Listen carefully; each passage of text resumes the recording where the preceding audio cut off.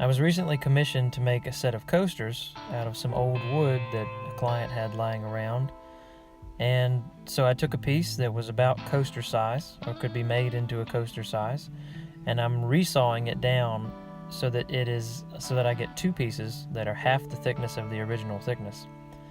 I'm going to run them through the planer and get them all the same thickness, the uniform thickness, and it also makes them glassy smooth on the top and bottom surface.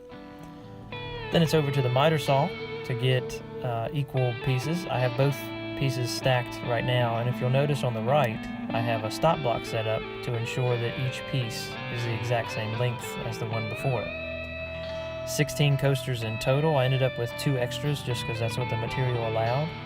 And now it's over to the disc sander to round over each corner, to roll them over just so that you don't have the harsh 90-degree corner on each coaster.